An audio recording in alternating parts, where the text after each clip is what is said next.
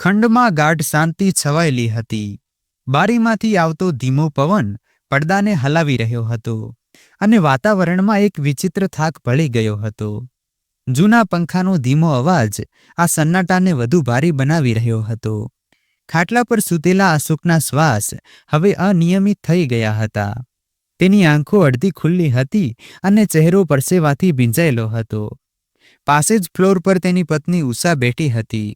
તેના પાલવમાં અશોકનો હાથ હતો અને તેની આંખોમાંથી આંસુ સતત વહી રહ્યા હતા.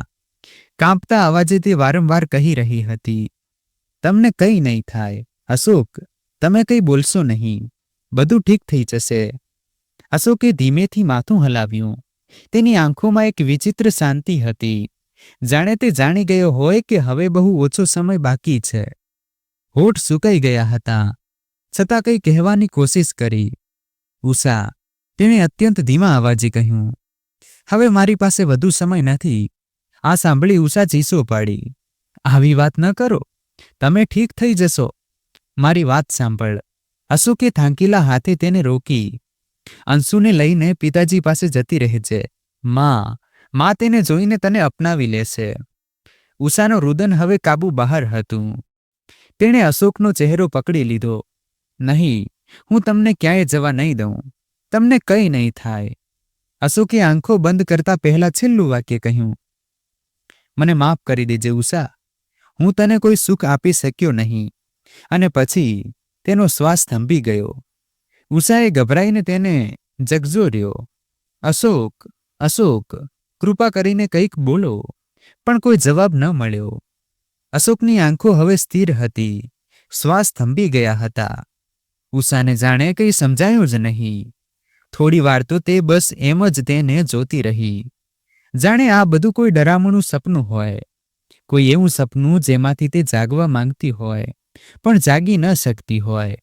ધીમેથી તેણે કાંપતા હાથે અશોકની નાડી તપાસી. કોઈ હલનચલન નહીં, કોઈ ધબકારા નહીં. હકીકતની ઠંડી લહેર તેની નસોમાં દોડી ગઈ. રૂવાડા ઊભા થઈ ગયા. તેની ચીસ ખંડની દિવાલો સાથે અથડાઈને પાછી ફરી. તમે મને આમ છોડીને ન જઈ શકો અશોક. તેનો અવાજ કાંપી રહ્યો હતો. આંસુ તેના ગાલ પર વહી રહ્યા હતા. પાસે રમતો અંશુ, 1 વર્ષનો નિર્દોષ બાળક, હજી પણ રમકડામાં ગૂંથેલો હતો. તેને તો એ પણ ખબર નહોતી કે તેના પિતા હવે આ દુનિયામાં નથી રહ્યા. તેને મૃત્યુનો અર્થ શું સમજાય? મહોલ્લાની એક વૃદ્ધ મહિલા, મુની કાકી, દોડતી આવી. દીકરી, શું થયું? ઉષાએ એક નજર તેમને જોઈ અને પછી ધ્રુસકે રડી પડી. મુની કાકીએ પાસે જઈને અશોકના ચહેરાને જોયો અને બોલ્યા, હે ભગવાન, શું આ દિવસ પણ દેખાડવાનો હતો? ધીમે ધીમે મહોલ્લામાં ખબર ફેલાઈ ગઈ. સાંજ થતાં સુધીમાં ઘરમાં લોકોની ભીડ જામી ગઈ હતી. દરેક ચહેરો એક સરખો દુઃખી પણ ઔપચારિક. કોઈ માથા પર હાથ મૂકતું, કોઈ બસ ઊભા રહેતું. બહુ સારો માણસ હતો અશોક. હજી ઉંમર જ શું હતી? બાળક, બહુ નાનો છે. ભગવાન વહુને હિંમત આપે. પણ ભીડમાં શોકના તે સમુદ્રમાં ઉષા એકલી હતી, બિલકુલ એકલી. કોઈએ એ ન પૂછ્યું કે હવે ઉષાનું શું થશે, ક્યાં જશે તે, કોણ તેની સાથે ઊભું રહેશે. સાસરીવાળાઓને ખબર આપવામાં આવી, પણ તેમના જવાબે જાણે તેની બેચેની, બચેલી આશા પણ છોડી દીધી. અમારો કોઈ દીકરો નથી, તે તો તે જ દિવસે મરી ગયો હતો જે દિવસે તેણે તારી સાથે લગ્ન કર્યા હતા. રાતના અંધારામાં જ્યારે ચિતાની રાખ ઠંડી થઈ રહી હતી અને લોકો પોતપોતાના ઘરે પાછા ફરી ચૂક્યા હતા, ઉષા ઘરના એક ખૂણામાં બેઠી હતી, પોતાની સૂની માંગને સ્પર્શ કરતા. સામે અંશુ સૂતો હતો. પાસે રાખેલી હતી અશોકની અંતિમ નિશાની, તેની ઘડિયાળ અને જૂનું પાકીટ. ઉષાએ જેવું તેને ખોલીને જોયું તો પાકીટમાં થોડા પૈસા મળ્યા. ગણીને થોડા પૈસા જે લગભગ 1000ની આસપાસ હતા. બસ તે જ તેનો સહારો હતા. હવે ઉષાએ ધીમેથી પોતાની હથેળીમાં તે પાકીટ પકડ્યું અને તે જ ક્ષણે એક નિર્ણય લીધો. હવે હું દિલ્હી જઈશ મારા પિયર. હવે તે જ મારો સહારો છે, તે જ મારી અને અંશુની એકમાત્ર શરણ. પણ તેને ખબર નહોતી કે દિલ્હીનો પ્રવાસ સરળ હશે કે નહીં, કોઈ તેને અપનાવશે કે નહીં, પણ હવે પાછળ ફરવા માટે કંઈ બચ્યું નહોતું. અશોકના ગયા સાથે જ તેની દુનિયા ઉજળી ગઈ હતી. હવે તેની પાસે કોઈ સહારો નહોતો. અંશુને છાતી સરસું ચાંપી લીધો અને ધ્રુસકે ને ધ્રુસકે કહ્યું, હવે ફક્ત તું જ મારી પાસે અને હું તને ક્યારેય કોઈની આગળ હાથ ફેલાવવા નહીં દઉં. બધું એક કોલાહલમાં ડૂબી ગયું હતું. ઉષાની આંખોમાં થાક હતો, પણ તેના ચહેરા પર એક વિચિત્ર દ્રઢ નિશ્ચય પણ ઝળકી રહ્યો હતો. તેની ગોદમાં અંશુ જે હજી પણ ગાઢ નિંદ્રામાં સૂતો હતો. તેના માથાને તેણે પોતાની ચૂંદડીથી ઢાંકી રાખ્યું હતું અને એક હાથમાં બેગ, જેમાં ફક્ત થોડા કપડાં અને તે પાકીટ રાખેલું હતું. ટ્રેનના આગમનની ઘોષણા થઈ. તેજસ રાજધાની એક્સપ્રેસ મુંબઈથી દિલ્હી માટે પ્લેટફોર્મ નંબર 3 પર આવશે. ઉષાના ધબકારા તેજ થઈ ગયા. બસ હવે આ જ હતી તેની રાહ.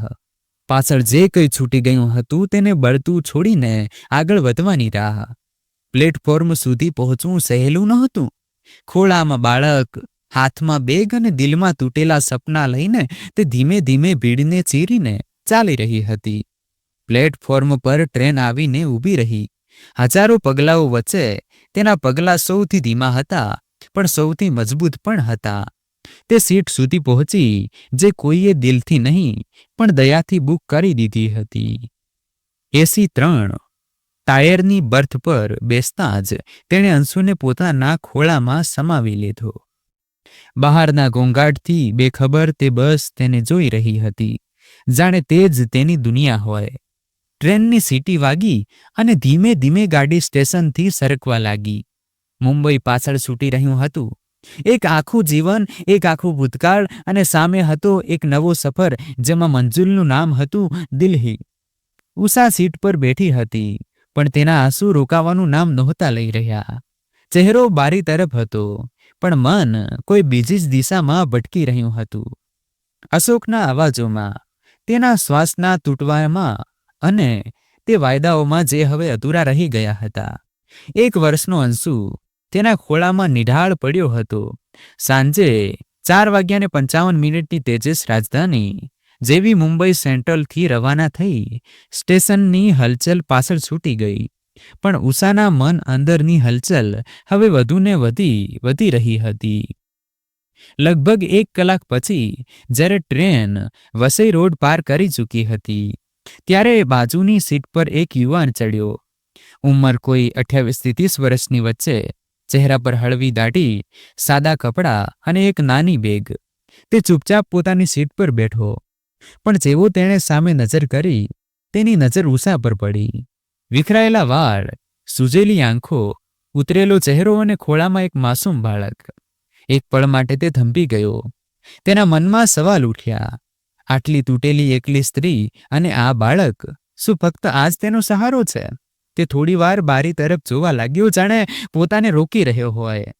પછી તેણે બેગમાંથી એક પુસ્તક કાઢ્યું, કદાચ નવલકથા, અને વાંચવાની કોશિશ કરવા લાગ્યો.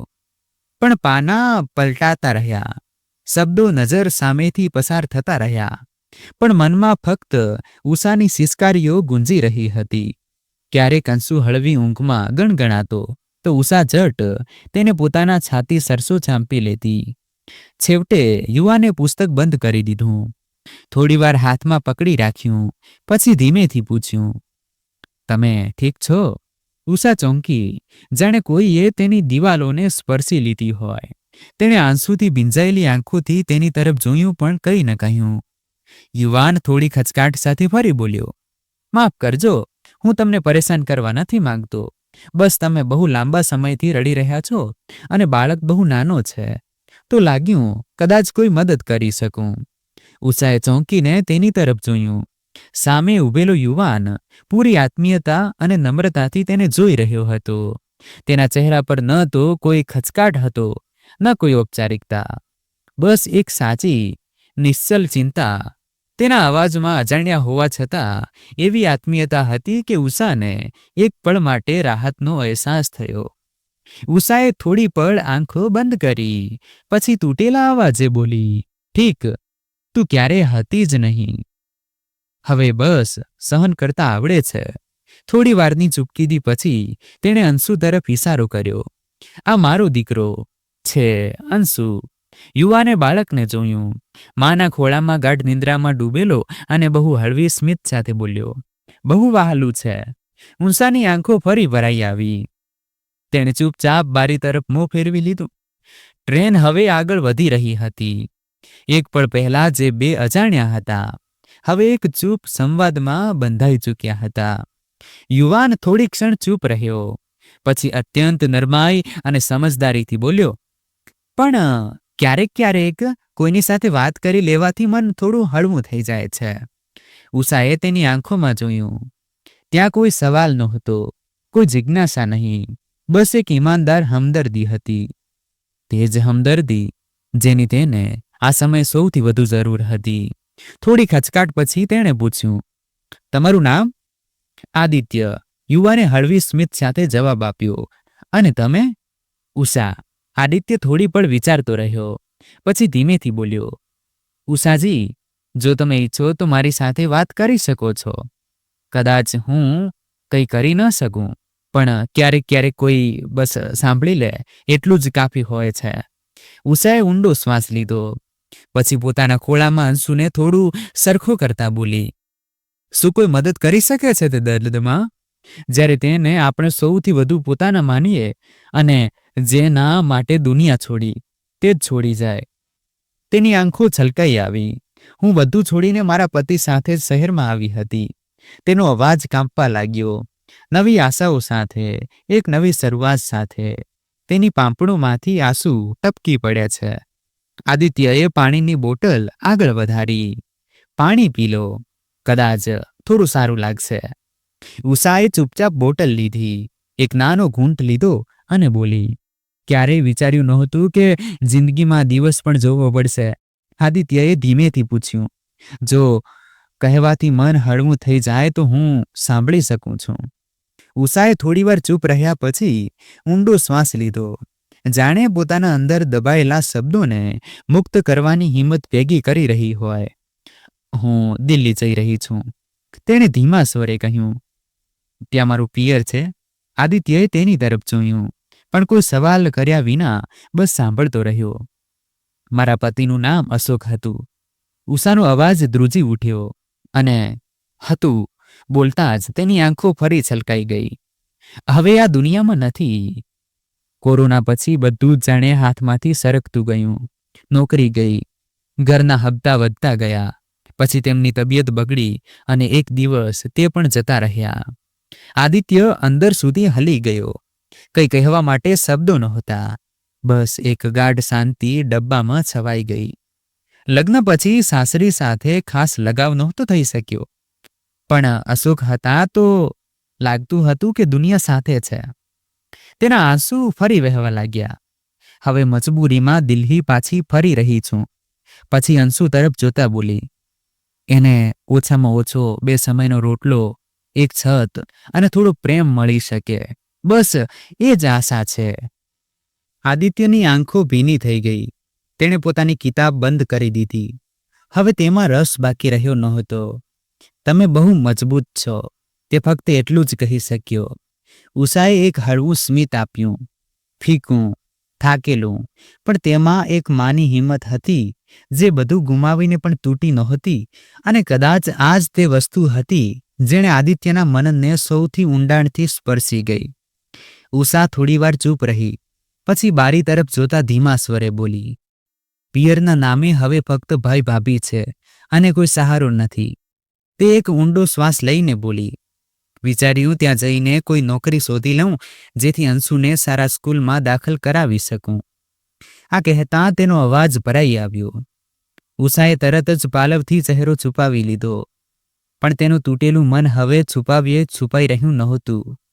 આદિત્ય, જે અત્યાર સુધી ફક્ત સાંભળી રહ્યો હતો, તેની આંખોમાં ઉષાનું દર્દ ઉતરી આવ્યું.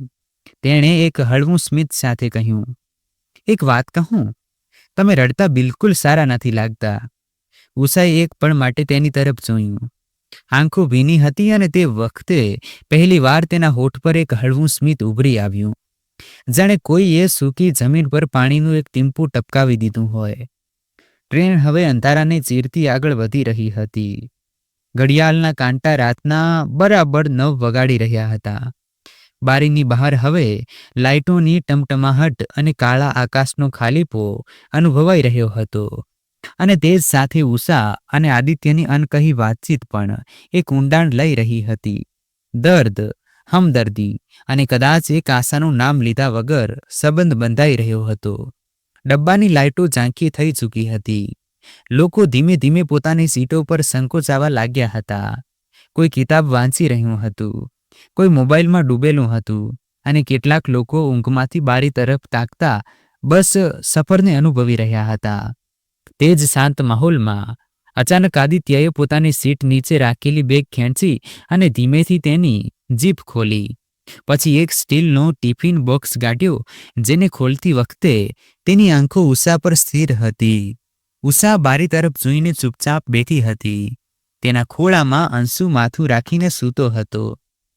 એક વાત કહું? આદિત્યએ હસતા હસતા ધીમેથી કહ્યું. તમને ભૂખ નથી લાગતી કે શું? સાંજથી તમે કંઈ ગાંધું નથી?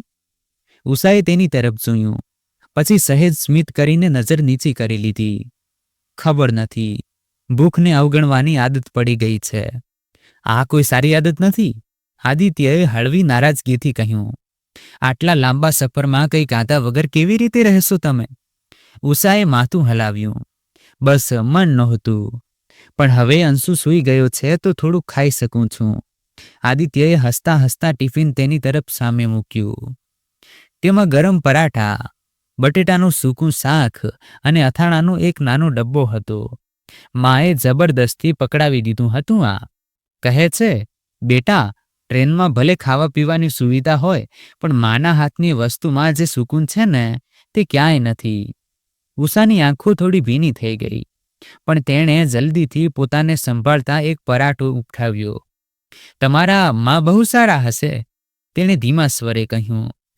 હા, તો તમે બિલકુલ સાચું કહ્યું, આદિત્યએ હસીને જવાબ આપ્યો. પણ તેમનું સારું હોવું બહુ મુશ્કેલ છે, કારણ કે મારી પત્ની બહુ સમજદાર હતી. તે હંમેશા મા સાથે મળીને રહેતી હતી. ઉષાએ ચોંકીને તેની તરફ જોયું અને બોલી, મતલબ હવે તે નથી? હા, હવે નથી. આદિત્યની સ્મિત થોડી પળ માટે થંભી ગઈ. 3 વર્ષ પહેલા કેન્સરે તેને અમારી પાસેથી છીનવી લીધી. થોડી પળોની શાંતિ છવાઈ રહી. ટ્રેનના અવાજ સિવાય કંઈ સંભળાતું નહોતું. ઉષાએ ધીમેથી પરાઠો પાછો ડબ્બામાં રાખ્યો અને કહ્યું, માફ કરજો, મને ખબર નહોતી. કોઈ વાત નહીં, આદિત્યએ ઊંડો શ્વાસ લેતા કહ્યું. ઉષાની આંખોમાં હવે સન્માન હતું, સહાનુભૂતિ પણ અને એક ગાઢ જોડાણ. રાતની શાંતિમાં કોચના મોટાભાગના યાત્રીઓ ઊંઘની ગોદમાં હતા. બહાર અંધારું હતું અને અંદર ધીમો પીળો પ્રકાશ. આદિત્ય હજુ પણ બારી પાસે બેઠો હતો, પણ તેની નજર હવે બહાર નહીં, ઉષા પર હતી. તમને ઊંઘ નથી આવી રહી? આદિત્યએ ધીમેથી પૂછ્યું. ઉષા સ્મિત કરી. ઊંઘ તો છે, પણ કેટલીક યાદો આંખોને સૂવા નથી દેતી. એક પળ માટે બંને શાંત થઈ ગયા. પછી આદિત્યએ ધીમેથી પૂછ્યું, તમને ક્યારેય એવું નથી લાગતું કે કોઈ અજાણ્યા વ્યક્તિ સાથે વાત કરીને મને હળવું થઈ જાય છે? કદાચ એટલે કે તે આપણને ઓળખ્યા વિના સમજવાની કોશિશ કરે છે, કોઈ અપેક્ષા વિના. આદિત્યની વાત સાંભળી ઉષાની આંખો ભીની થઈ ગઈ અને તે બોલી, હા, લાગે છે, અને આજે તમારી સાથે વાત કરીને એવું જ લાગી રહ્યું છે. આદિત્યએ નજર નીચી કરી, પછી કહ્યું, હું નથી જાણતો કે હું તમારી સાથે આટલી વાત કેમ કરી રહ્યો છું, પણ આ સફર કદાચ મને હંમેશા યાદ રહેશે. ઉષાએ પહેલી વાર તેની આંખોમાં સીધું જોયું અને બોલી, મને પણ, કારણ કે ઘણા સમય પછી કોઈએ સ્વાર્થ વિના મારી પરવાહ કરી છે. થોડી જ વારમાં ઉષા અને આદિત્યને ઊંઘ આવી ગઈ. રાત અંધારી હતી. ટ્રેનની ગતિ થોડી ધીમી થઈ ગઈ હતી. ચારે બાજુ સન્નાટો હતો, બસ ટ્રેનનો અવાજ અને હળવી હળવી હલતી રોશની. ત્યારે અચાનક અંશુ ગભરાઈને ઉઠી ગયો. તે રડવા લાગ્યો. કદાચ તેને ભૂખ લાગી હતી. ઉષા તેની તરફ ઝૂંકી અને તેને પ્રેમથી ખોળામાં ઊંચકીને બોલી, બસ બેટા, ચૂપ થઈ જા. તેણે પોતાની બેગ ખોલી અને તેમાં રાખેલી દૂધની બોટલ કાઢી, પણ જેવું તેણે તેને સૂંઘ્યું તેનો ચહેરો ઉતરી ગયો. બોટલમાં રાખેલું દૂધ ફાટી ગયું હતું. તેની આંખોમાં હળવી ગભરાહટ આવી ગઈ. હે ભગવાન, હવે આટલી રાત્રે શું કરું? અંશુની ભૂખ અને રુદન વધતું જતું હતું. તે વારંવાર દૂધ માંગી રહ્યો હતો. અંશુના રડવાનો અવાજ સાંભળી આદિત્ય પણ જાગી ગયો. તેણે ઉષાને પરેશાન થતા જોઈ. પછી ધીમા સ્વરે બોલ્યો, ઉષાજી, બધું ઠીક છે ને? ઉષાએ થાકેલા અને પરેશાન અવાજમાં કહ્યું, દૂધ ખરાબ થઈ ગયું છે. આ સૂતા સૂતા ઉઠી ગયો. હવે ભૂખ લાગી છે. સમજાતું નથી આટલી રાત્રે શું કરું? આદિત્ય તરત ઉઠીને બેસી ગયો.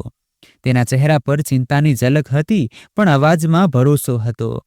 તમે ચિંતા ન કરો, તેણે ધીમેથી કહ્યું. આગળનું સ્ટેશન રતલામ છે અને ત્યાં ગાડી 5 મિનિટ માટે ઊભી રહેશે. હું ઉતરીને અંશુ માટે દૂધ લઈ આવીશ.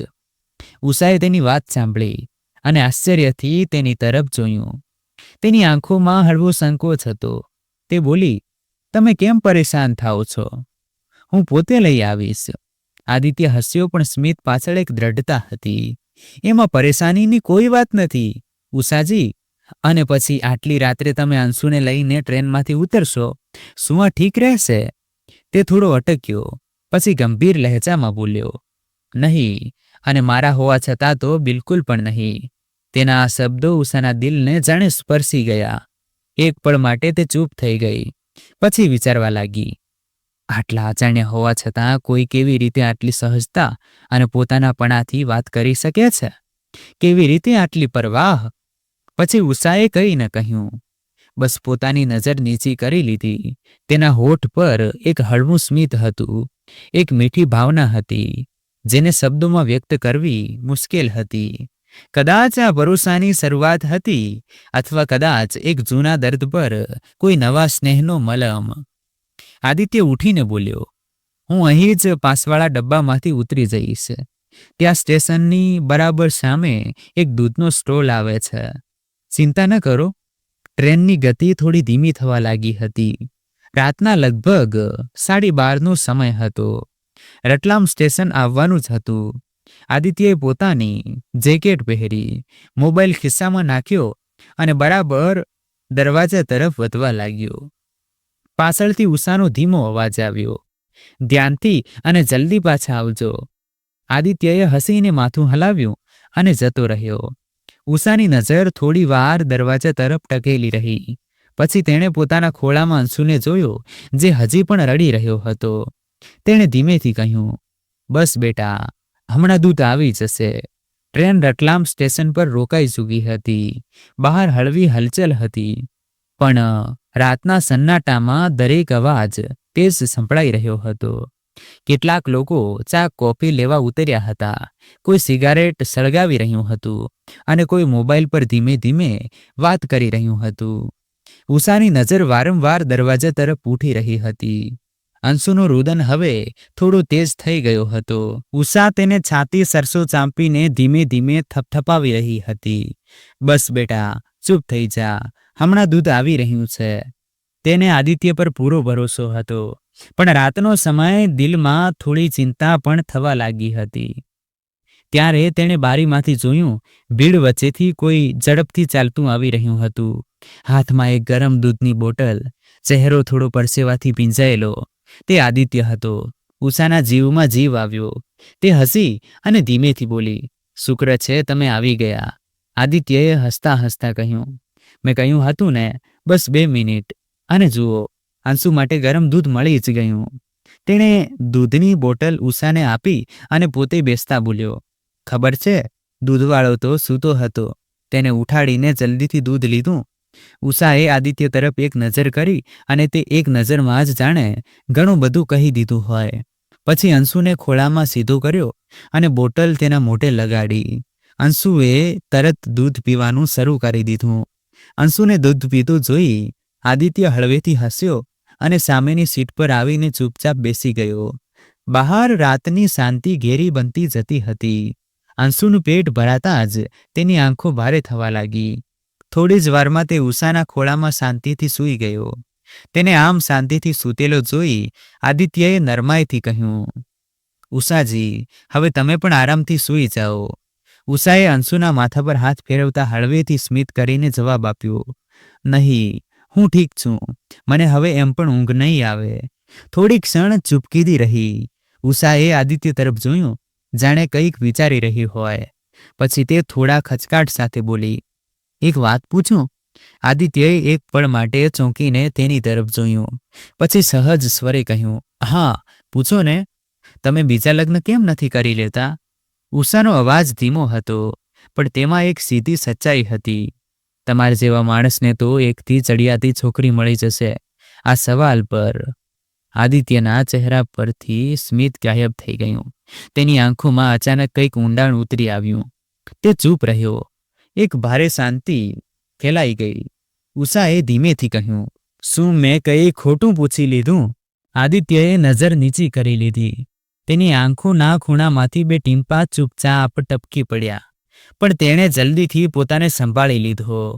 ગળાને સાફ કરતા બોલ્યો, નહીં, તમે કંઈ પણ ખોટું નથી કહ્યું. પણ હું મારી પત્ની પૂજાને ખૂબ પ્રેમ કરું છું અને મને નથી લાગતું કે તેની જગ્યા કોઈ લઈ શકે. તેનો અવાજ તૂટી રહ્યો હતો, પણ શબ્દોમાં સચ્ચાઈ હતી. એક એવો સંબંધ જે ભલે સમય સાથે થોડો ઝાંખો થઈ જાય, પણ દિલમાંથી ક્યારેય ભૂંસાતો નથી. ઉષાએ બારીમાંથી બહાર જોયું. બહાર અંધારું હતું. ક્યાંક ક્યાંક સ્ટેશનની લાઇટો દૂર ચમકી રહી હતી. ડબ્બામાં સન્નાટો છવાયેલો હતો. આદિત્ય હજુ પણ સામે બેઠો હતો. તેની નજર નીચી હતી, પણ ચહેરો કોઈ વિચારમાં ડૂબેલો લાગી રહ્યો હતો. ઉષાએ ધીમા સ્વરે કહ્યું, તમારી વાતો પરથી લાગે છે કે તમે ખૂબ સમજદાર અને ગહન ઇન્સાન છો. આદિત્યએ તેની તરફ જોયું, પછી હળવેથી હસ્યો.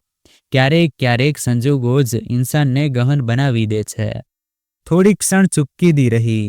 પછી ઉષાએ હિંમત કરીને પૂછ્યું, ક્યારેય એકલતા નથી ચાલતી તમને?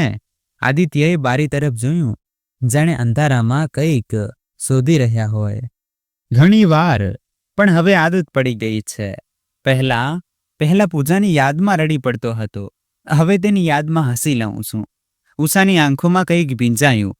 તમારી પૂજા ખૂબ નસીબદાર રહી હશે. તેને તમારા જેવો પ્રેમ મળ્યો.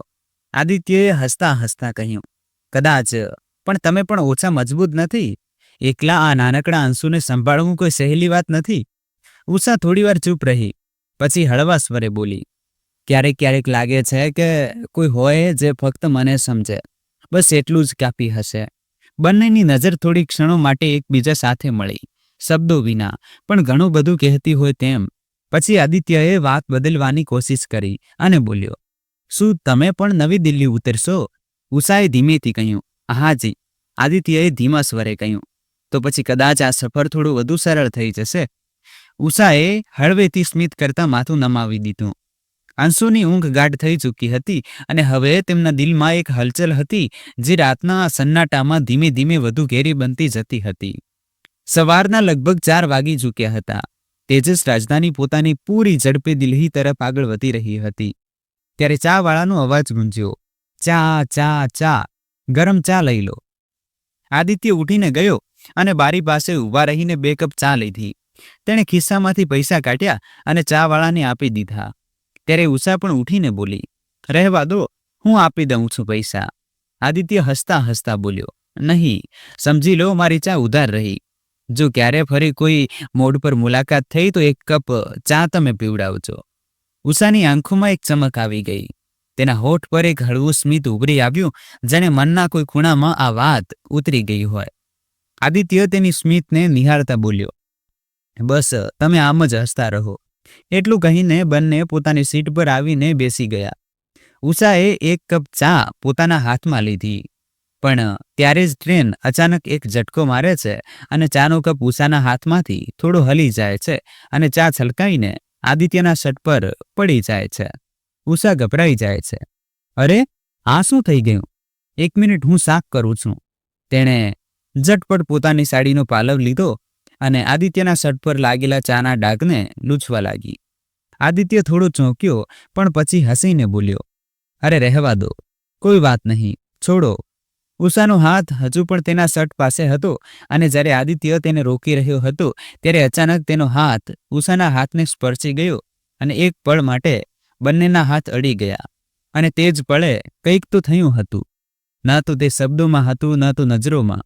બસ દિલના ધબકારાએ હળવી કરવટ લીધી હતી. બંને એકબીજા તરફ જોયું, ચૂપચાપ, કંઈ પણ બોલ્યા વિના. પણ તે શાંતિમાં જાણે ઘણું બધું કહી દેવાયું હોય. ટ્રેન હવે અંધારાને ચીરતી આગળ વધી રહી હતી અને ડબ્બામાં છવાયેલી શાંતિ હવે ઠંડી હવા સાથે એક અલગ જ અહેસાસ આપી રહી હતી. ધીમે ધીમે રાત સવારમાં ઢળવા લાગી. રોશનીના હળવા કિરણો બારીના કિનારેથી અંદર ડોકાવા લાગ્યા. સવારના લગભગ 6:30 વાગી રહ્યા હતા. ઉષાની આંખો હળવી ખુલ્લી અને તેણે બારીની બહાર ડોકિયું કર્યું. સૂર્યના સોનેરી કિરણો ખેતરો પર પથરાયેલા હતા, જાણે કોઈએ જમીન પર સોનું પાથરી દીધું હોય. તેણે એક ઊંડો શ્વાસ લીધો, જાણે તે તાજગીને પોતાના અંદર ભરી લેવા માંગતી હોય. સુપ્રભાત, ત્યારે પાસેથી અવાજ આવ્યો. ઉષાએ વળીને જોયું. આદિત્ય હસી રહ્યો હતો. તેના હાથમાં ટૂથબ્રશ અને ટુવાલ હતો. ખૂબ ફ્રેશ લાગો છો, ઉષાએ હળવા સ્મિત સાથે કહ્યું. હા, સવારની આ હવા અને પછી તમારી સાથેની ચાની અસર પણ કંઈ ઓછી નહોતી, આદિત્યએ મજાકમાં કહ્યું. ઉષા થોડી શરમાઈ ગઈ. હું પણ જરા ફ્રેશ થઈને આવું છું, કહીને તેણે પોતાની બેગ ઉઠાવી અને તેમાંથી પોતાનું ટૂથબ્રશ કાઢ્યું અને પછી ધીમેથી અંદરની અંશુની ચાદર સરખી કરતા બોલી, તમે જરા અંશુનું ધ્યાન રાખશો? આદિત્યએ હસીને ગરદન હલાવી. બિલકુલ, તમે બેફિકર થઈને જાઓ. અંશુ તરફ એક નજર કરી તે વોશરૂમ તરફ ચાલી ગઈ. પાછળથી આદિત્યએ હસતા હસતા બારી તરફ જોયું.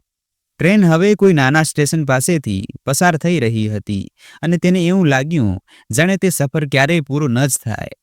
ઉષાના ગયા પછી થોડી જ પળોમાં આદિત્યએ પાસે સૂતેલા અંશુને ધ્યાનથી જોયું. માસૂમ ચહેરો, શાંતિથી ભરેલા શ્વાસ, જાણે આખી દુનિયા તેના જ આસપાસ ફરતી હોય. આદિત્યના હોઠ પર હળવું સ્મિત આવી ગયું. તે ધીમેથી આગળ ઝૂકીને અંશુના માથા પર સ્નેહથી હાથ મૂકવાનો જ હતો કે ત્યારે જ અંશુનો નાનો હાથ અચાનક તેની આંગળીઓ સાથે અથડાઈ ગયો. આદિત્ય થંભી ગયો અને પછી તેનું સ્મિત ગાઢ થઈ ગયું. તે એક ક્ષણમાં જાણે કોઈ અદૃશ્ય દોર તેના અને અંશુ સાથે જોડાઈ ગઈ હોય. તે જ સમયે ટ્રેન કોઈ નાના સ્ટેશન પર ધીમે ધીમે રોકાઈ રહી હતી. બોગીની બહારથી અવાજો આવવા લાગ્યા. ચા, ગરમ ચા, મથુરાની મશહૂર ચા. બહારનું ઝાંખું અજવાળું હવે પ્રકાશમાં બદલાઈ ચૂક્યું હતું. બારી પાસે બેઠેલી એક વૃદ્ધ મહિલાએ લાંબી બગાસું ગાધું. પોતાની આંખો ચોળતા બોલી, લાગે છે મથુરા આવી ગયું. આદિત્યએ બારી તરફ ડોકિયું કર્યું. પીળા રંગના બોર્ડ પર મોટા મોટા કાળા અક્ષરોમાં લખેલું હતું, મથુરા જંકશન.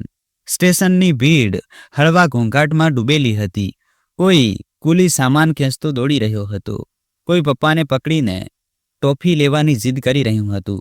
અને તે જ ઘોંઘાટમાં ક્યાંક એક હળવી તાજગી હતી, સવારની તાજગી. ટ્રેનની બોગી હવે સંપૂર્ણપણે જાગી ચૂકી હતી. બાળકો ગણગણાવા લાગ્યા હતા. કેટલાક લોકો ઉઠીને સામાન ભેગો કરવામાં લાગી ગયા હતા અને ક્યાંક ને ક્યાંક ધીમે ધીમે વાતચીતના અવાજો ગૂંચવા લાગ્યા હતા. તે જ દરમિયાન ઉષા પાછી ફરી. તેના ચહેરા પર તાજગીની એક નરમ પડ હતી. તેણે ધીમેથી બેસતા પોતાના વાળને કાન પાછળ કર્યા અને હસીને કહ્યું, થેન્ક યુ. અંશુ સૂતો હતો. આદિત્યએ હળવા સ્મિત સાથે માથું હલાવ્યું અને કહ્યું, હા, એકદમ સારી રીતે. લાગે છે માના ખોળાની આદત પડી ગઈ છે. ઉષાની આંખોમાં એક અલગ જ ચમક આવી ગઈ. એક માનું સ્મિત જે દુનિયાના કોઈ પણ સુખ કરતાં મોટું હોય છે. તે પળમાં જાણે તેના ચહેરા પર જીવનનો સૌથી સુંદર રંગ ઉતરી આવ્યો હતો, મમતાનો રંગ. ટ્રેન હવે ધીમે ધીમે મથુરાની આગળ વધી ચૂકી હતી, દિલ્હી તરફ. આદિત્યએ બારીમાંથી બહાર ડોકિયું કરતા હસતા હસતા કહ્યું, લાગે છે હવે સ્ટેશન આવવાનું જ છે. આ જુઓ, ફેલાયેલી વસ્તીઓ. અહીં આસપાસ ક્યાંક લોકલ લાઇન પણ શરૂ થઈ જાય છે. ઉષાએ ધીમેથી હામાં માથું હલાવ્યું અને ખોળામાં સૂતેલા અંશુના માથા પર હાથ ફેરવતા બોલી, બસ હવે એ જ દુઆ છે કે સફરની આ છેલ્લી કડી પણ આમ જ આરામથી નીકળી જાય. ત્યારે જ ટ્રેને હળવો ઝટકો ગાધો અને ધીમે ધીમે ગતિ ઓછી કરવા લાગી. એક એનાઉન્સમેન્ટ થયું, યાત્રીગણ કૃપયા કરીને ધ્યાન આપો, આગળનું સ્ટેશન હઝરત નિઝામુદ્દીન છે. આ ટ્રેન હઝરત નિઝામુદ્દીન પર થોડીવાર માટે રોકાશે. આદિત્યએ હસતા હસતા કહ્યું, દિલ્હી આવી જ ગયું. હવે બસ થોડી જ વારમાં આપણે પોતપોતાના રસ્તે નીકળીશું. ઉષા ચૂપ રહી. તેની આંખો હવે બારીની બહાર નહીં, અંશુના ચહેરા પર સ્થિર હતી, અને કદાચ પહેલી વાર સફરના અંતથી તેને થોડો ડર લાગી રહ્યો હતો. પછી તે થોડા ખચકાટ સાથે બોલી, તમે ખૂબ સાથ આપ્યો, નહીં તો આ સફર મારા માટે ખૂબ મુશ્કેલ હોત. આદિત્યએ વિનમ્ર સ્મિત સાથે કહ્યું, ક્યારેક ક્યારેક કેટલાક સાથ એમ જ મળી જાય છે, પણ યાદ બનીને રહી જાય છે. ઉષાની આંખો થોડી ભરાઈ આવી, પણ તેણે સ્મિતમાં તેમને છુપાવી દીધી. ત્યારે ચા વાળો ફરી પસાર થયો. ચા ગરમ મસાલા ચા. આદિત્યએ પૂછ્યું, તમે ચા લેશો? ઉષાએ કહ્યું, હા, 1 કપ. પછી આદિત્યએ 2 ચા લીધી અને બંને ધીમે ધીમે ચુસ્કીઓ લેવાનું શરૂ કર્યું. આદિત્યએ બારીમાંથી બહાર જોતા કહ્યું, ટ્રેન હવે ધીમી પડી ગઈ છે. લાગે છે નવી દિલ્હી વધુ દૂર નથી. પછી તેણે પોતાની બેગની જીપ ખોલી અને તેમાંથી એક નાનો કાગળ કાઢ્યો. આ મારો નંબર છે. જો ક્યારે પણ તમને કોઈ પણ વસ્તુની જરૂર પડે કે ફક્ત વાત કરવાનું મન થાય. તેણે ધીમેથી કાગળ ઉષા તરફ આગળ વધાર્યો. ઉષાએ થોડી પળ તેને જોયું, પછી ખચકાટ સાથે કાગળ લઈ લીધો. થોડી વાર પછી આદિત્ય બોલ્યો, આમ તો એક વાત કેટલી વિચિત્ર છે. ઉષા તેની તરફ જોવા લાગી. એ શું? એ જ કે ગઈકાલ સુધી હું તમને ઓળખતો પણ નહોતો, અને આ એક સફરે મને તમારી સાથે. કહેતા કહેતા તે અટકી ગયો.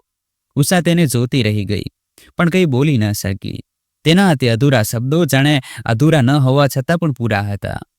ટ્રેનમાં હજુ પણ ચા વાળાઓના અવાજો ગુંજી રહ્યા હતા. ઉષાએ હળવેથી સ્મિત કરીને પૂછ્યું, તમે કંઈ કહી રહ્યા હતા? આદિત્યએ નજર નીચી કરી. નહીં, કંઈ નહીં, બસ એમ જ. ટ્રેન હવે ધીમે ધીમે નવી દિલ્હીની સરહદમાં દાખલ થઈ રહી હતી. બહારના દ્રશ્યમાં હવે ઊંચી ઇમારતો, ઝડપી ગતિવાળી ગાડીઓ અને ભાગતી જિંદગીની ઝલક મળવા લાગી હતી. આદિત્યની આંખો બારીની બહાર હતી, પણ તેના શબ્દો હજુ પણ ત્યાં જ અટકેલા હતા, અધૂરા છતાં ઊંડાણથી ભરેલા. ઉષાએ અંશુના કપડાં સરખા કર્યા અને તેને ખોળામાં ઉઠાવ્યો. આદિત્યએ બેગ ઉઠાવતા હળવેથી કહ્યું, દિલ્હી આવી ગયો, પણ કદાચ આ સફર મારા માટે ફક્ત એક મંજિલ નહીં, કંઈક બીજું પણ આદિત્યએ પોતાના શબ્દોને ફરીથી અધૂરા ન છોડી દીધા. ટ્રેન હવે સંપૂર્ણપણે રોકાઈ ચૂકી હતી. નવી દિલ્હી સ્ટેશન પર ઉતરતા જ પ્લેટફોર્મ પર જાણે જિંદગી ફરીથી દોડવા લાગી હતી. બધા પોતપોતાના સામાન સાથે ઉતાવળમાં હતા. કોઈ રિક્ષા શોધી રહ્યું હતું, કોઈ સંબંધીને ફોન કરી રહ્યું હતું, પણ તે ભીડની વચ્ચે 2 ચહેરા હતા જે ચૂપ હતા, એક અનકહી શાંતિ સાથે. ઉષાએ પોતાના દીકરા અંશુને ખોળામાં સંભાળ્યો, પછી પોતાની બેગ ઉઠાવી.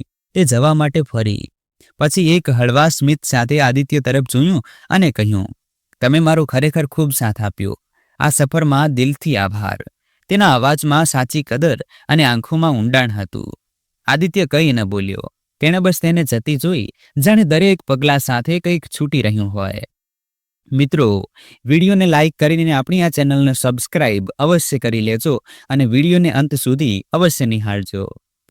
ઉષાએ એક ઓટો જોઈ અને બોલી, ભૈયા, પટેલનગર ચાલશો? ઓટોવાળાએ તેની તરફ જોયું અને કહ્યું, મેડમ, 150 રૂપિયા. જો ચાલવું હોય તો જલ્દી બેસો, અહીં પોલીસવાળા રોકાવા દેતા નથી. ઉષાએ જલ્દીથી બેગ ઓટોમાં રાખી અને બેસી ગઈ.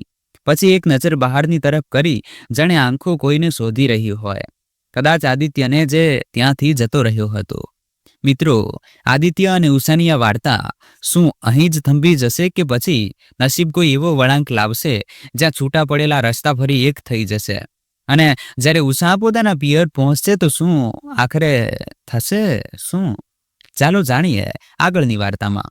દિલ્હીની સડકો પર દોડતી તે ઓટો જાણે ફક્ત તેને જ લઈ જઈ રહી હતી, ક્યાંક દૂર જ્યાં ફરીથી તેને પોતાની જૂની જિંદગીમાં પાછું ફરવાનું હતું. ત્યારે, મેડમ, ક્યાં ઉતરવું છે? રિક્ષાવાળાના અવાજે તેને ચોંકાવી દીધી. પટેલનગર, તેણે હળવા અવાજમાં કહ્યું. ઓટોવાળો ફરી ચૂપચાપ ગાડી ચલાવવા લાગ્યો, પણ ઉષાનું મન ત્યાં નહોતું. તેનું ધ્યાન હજુ પણ સ્ટેશનના તે ખૂણા પર અટકેલું હતું જ્યાં આદિત્ય ઊભો તેને જતા જોઈ રહ્યો હતો, કંઈ બોલ્યા વિના, કંઈ રોક્યા વિના. કેવો અજાણ્યો હતો તે, ઉષા મનોમન વિચારી રહી હતી. જેણે એક સફરમાં આટલું બધું કહી દીધું અને આટલું બધું અનકહ્યું છોડી ગયો. તેને અહેસાસ થઈ રહ્યો હતો કે કેટલીક વસ્તુઓ આમ જ દિલમાં રહી જાય છે, જેને ન તો સમય ભૂંસી શકે છે અને ન તો અંતર. ઉષાની નજર બહાર ભાગતા રસ્તા ઉપર નહીં, પોતાના દિલની અંદર ચાલી રહેલી ઉથલ પાથલ પર ટકેલી હતી. વર્ષો વીતી ગયા હતા. મા પપ્પાના ગયા પછી જાણે બધું જ વિખેરાઈ ગયું હતું. ભાઈએ 1-2 વાર ફોન કર્યો હતો, તે પણ રસમ નિભાવવા માટે. ભાભી તો જાણે ક્યારેય તેના જીવનમાં હતી જ નહીં. પણ આજે વર્ષો પછી તે જ ઘરની ઉંબરે પગ મૂકવા જઈ રહી હતી. દિલમાં એક સવાલ વારંવાર માથું ઊંચકતો. શું તે ગળે લગાવશે? શું એક બહેનની વાપસી પર આંખો ભીની થશે? કે ચહેરા પર ફક્ત ઔપચારિક સ્મિત હશે? જેવી ઓટો તે જૂના 2 માળના મકાન સાથે રોકાઈ, ઉષાએ ધીમેથી શ્વાસ લીધો. તેણે બેગ લીધી અને ઓટોવાળાને પૈસા આપ્યા. તે ઉતરી અને ભારે પગલે દરવાજા તરફ આગળ વધી. તે જ જૂનો વાદળી દરવાજો જેની ઉંબરેથી ડોકિયું કરીને ક્યારેક તે પોતાના પપ્પાની રાહ જોતી હતી. આજે તે જ ઉંબરો તે પોતે ઊભી હતી. ઉષાએ કાંપતા હાથે દરવાજાની ઘંટી વગાડી. થોડીક સેકન્ડ પછી દરવાજો ખુલ્યો. સામે તેનો ભાઈ વિક્રમ ઊભો હતો. તેને જોઈને વિક્રમ થોડી પળો સુધી ચૂપ રહ્યો, જાણે ઓળખવાનો પ્રયાસ કરી રહ્યો હોય. ઉષા, બસ એટલું જ તેના મોઢેથી નીકળ્યું. પોતાના ભાઈને જોઈ તેની આંખોમાંથી આંસુ વહેવા લાગ્યા, પણ હોઠ પર હળવું સ્મિત હતું. પણ ત્યારે જ પાછળથી એક તીખો અવાજ આવ્યો. ગોલુના પપ્પા, કોણ છે? કોની સાથે વાત કરી રહ્યા છો? બોલશો કે દરવાજે જ ચોંટી ગયા છો? અને ત્યારે જ આમ બોલતા તેની ભાભી રજની પણ આવી ગઈ. રજનીએ એક નજર ઉષાને જોઈ. ચહેરો જાણે એકદમ સપાટ થઈ ગયો. અંદર આવ, વિક્રમે ધીમા સ્વરે કહ્યું. પણ તે અવાજમાં ન તો ઊંઘ હતી, ન તો પોતાપણું. ઉષાએ એકવાર તે ઉંબરાને જોયો જ્યાં તેના બાળપણની હાસ્ય ગૂંજતી હતી અને હવે તેના પર શાંતિની ધૂળ જામી ગઈ હતી. દરવાજો ખુલતા જ જાણે સમય એક પળ માટે થંભી ગયો. એક હાથમાં બેગ અને બીજા હાથમાં પોતાના નાના દીકરા અંશુને સંભાળીને ઉષા ધીમે ધીમે અંદર પ્રવેશી. તેની ભાભી રજનીએ દરવાજે જ ઊભા રહીને નજર ઉપરથી નીચે સુધી ફેરવી અને પછી બોલી, અરે, આ બેગ લઈને આવી છો તો શું અહીં જ રોકાવાનો ઈરાદો છે હવે? પછી એક પળ રોકાઈને વધુ તીખો લહેજો અપનાવતા બોલી, જુઓ ઉષા, તું આવી છો, ઠીક છે, પણ હવે અહીં હંમેશા માટે જામી ન જતી. પહેલાથી જ અમે એટલા પરેશાન છીએ. અમારું તો પોતાનું ગુજરાન મુશ્કેલ છે, અને જો તું રહેવા લાગી તો ખબર નહીં શું થશે આ ઘરનું. ઉષા ચૂપ રહી, જાણે દરેક શબ્દ તેના હૃદયમાં ખૂંપી ગયો હોય. તેની થાકેલી આંખો નીચે ઝૂકી ગઈ અને પાંપણું ભીંજાવા લાગી. કંઈ પણ કહ્યા વિના બસ ઊભી રહી. તે જ ઉંબરે જ્યાંથી ક્યારેક એક નવી જિંદગીના સપના લઈને વિદાય થઈ હતી.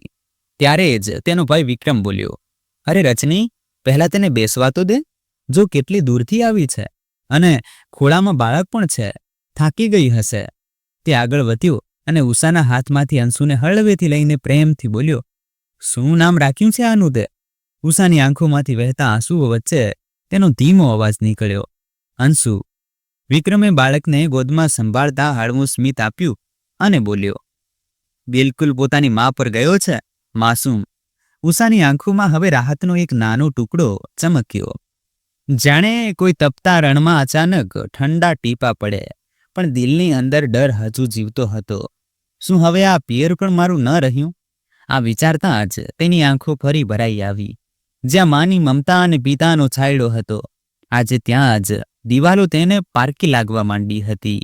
તેનો ભાઈ હજુ પણ ત્યાં જ ઊભો હતો, ગોદમાં અંશુને હળવે હળવે ઝુલાવતો હતો. તે કંઈક બોલવા માંગતો હતો, પણ જાણે શબ્દો ગળામાં અટકી ગયા હતા. તેની ભાભી રસોડા તરફ જતા બોલી, હું કોઈ નોકરાણી નથી કે દરેક વખતે મહેમાન ગતિમાં લાગી રહું. ઘરનો ખર્ચો, બાળકો, બધું જ જોવાનું હોય છે, અને હવે એક વધુ જવાબદારી. ઉષાએ કંઈ ન કહ્યું.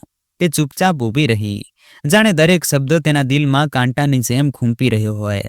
તેના આંસુ હવે પાંપણોના કિનારે સુધી આવી ચૂક્યા હતા, પણ તેણે તેમને વહેવા દીધા નહીં. બસ પોતાની બેગ કસીને પકડી અને જમીન તરફ જોતા થોડીવાર પછી ધીમેથી બોલી, માફ કરજો ભાભી, મને કંઈ નથી જોઈતું. બસ 2 દિવસ રોકાઈ જઈશ, પછી જતી રહીશ. વિક્રમે ચોંકીને તેની તરફ જોયું અને કહ્યું, ઉષા, કેવી વાતો કરી રહી છે તું? ક્યાંય નહીં જાય. પણ ઉષા હસી પડી. તે સ્મિત જેમાં દર્દનો સમુદ્ર છુપાયેલો હતો. ક્યારેક જે આંગણામાં તે બેફિકર રમતી હતી ત્યાં આજે દરેક પગલું સાચવીને મૂકવું પડી રહ્યું હતું. ઉષા તે જૂના રૂમમાં બેઠી હતી. બહારથી તેના ભાઈ અને ભાભીની ધીમી ધીમી વાતો હવે સ્પષ્ટ સંભળાઈ રહી હતી. જુઓ જી, સાફ કહી રહી છું, આ 2 દિવસથી વધુ નહીં રોકાય. ન તો અમે કોઈ અમીર છીએ, ન તો અમને કોઈ જવાબદારી ઉઠાવવાની આની છે.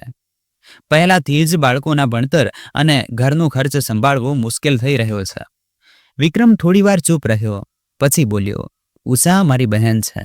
હવે આટલા વર્ષો પછી આવી છે, કેટલાક દિવસ તો રોકાવા દે. પોતાના પતિની વાત સાંભળતા જ રજની બોલી, કેટલાક દિવસ? અને પછી બાળક પણ સાથે લાવી છે. તમે તો સમજતા નથી. જોજો, ધીમે ધીમે આ અહીં ટકવાનો પ્રયાસ કરશે. ઉષાના કાનોમાં જાણે કાંટા ખૂંચવા લાગ્યા. અવાજો ભલે ધીમા હતા, પણ દિલ પર અસર તેજ હતી.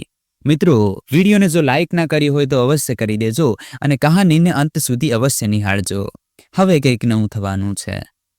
થોડી જ વારમાં ભાભી રૂમમાં આવી અને બોલી, ઉષા, જમવાનું બનાવી દીધું છે, ખાઈ લેજે. અને સાંભળ, બાળકના દૂધ પણ રાખી દીધું છે. અને હા, તેમાં થોડું પાણી ભેળવીને લેજે. ક્યાં કેવું ન થાય કે તું બધું જ દૂધ પૂરું કરી દે. ઉષાએ ધીમેથી માથું હલાવ્યું અને અંશુ તરફ જોયું, જે હજુ પણ નિશ્ચિત સૂતો હતો. જમ્યા પછી ઉષા ચૂપચાપ આંગણામાં આવી. રાત થઈ ચૂકી હતી. લીમડાનો છાંયડો તેના ચહેરા પર પડી રહ્યો હતો. વિક્રમ ત્યાં જ ખાટલા પર બેઠો હતો. ઉષા, કેમ છો? અશોકજીનું સાંભળીને બહુ દુઃખ થયું, પણ આટલા વર્ષોમાં ક્યારેય કંઈ કહ્યું નહીં. ઉષા થોડીવાર ચૂપ રહી, પછી બોલી, શું કહેતી ભાઈ, જ્યારે કોઈ સાંભળનારું જ નહોતું. મા બાપુજી ચાલ્યા ગયા અને પછી જાણે સંબંધો, નાતા બધું જ ખતમ થઈ ગયું. વિક્રમની આંખો ઝૂકી ગઈ. ઉષાએ ધીમેથી પૂછ્યું, ભાઈ, શું આ ઘર હવે મારું નથી રહ્યું? વિક્રમે એક પળ માટે તેની તરફ જોયું, પછી નજર ફેરવી લીધી અને તે જ ચૂપકીદીમાં ઉષાને જાણે આંખો જવાબ મળી ગયો. રાત ઘેરી બની ચૂકી હતી, પણ તેની આંખોમાં ઊંઘ ક્યાં હતી? વારંવાર પોતાના નસીબ પર ગુસ્સો આવી રહ્યો હતો.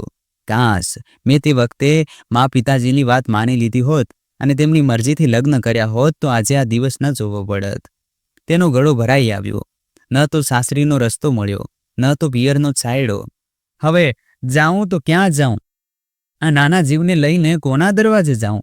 અને ત્યાં બીજી બાજુ જેવો આદિત્ય ઘરે પહોંચીને દરવાજો ખખડાવ્યો. અંદરથી માનો અવાજ આવ્યો, કોણ છે? હું છું મા. આદિત્ય, તેણે હસતા હસતા કહ્યું. દરવાજો ખુલતા જ નેહાજીની આંખોમાં એક અલગ જ ચમક આવી ગઈ. ચહેરા પર શાંતિ અને મમતાનો મિશ્ર ભાવ હતો. તેમણે હસીને કહ્યું, આવી ગયો બેટા? આદિત્યએ બેગ મૂકતા જ કહ્યું, માં, ખૂબ જ ભૂખ લાગી છે, જલ્દીથી કંઈક સારું બનાવી દો. નેહાજી હસી પડ્યા. તું પહેલા હાથ મોઢું તો ધોઈ લે.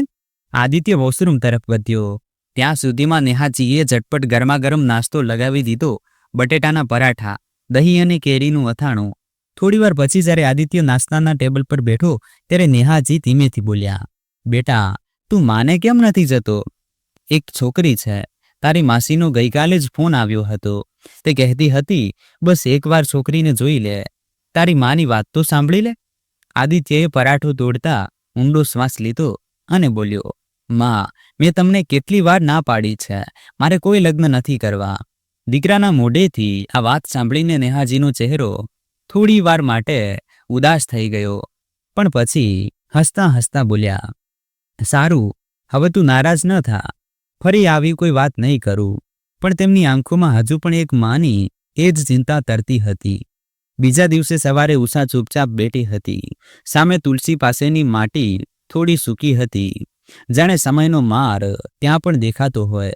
તેની આંખો ખાલી લાગી રહી હતી.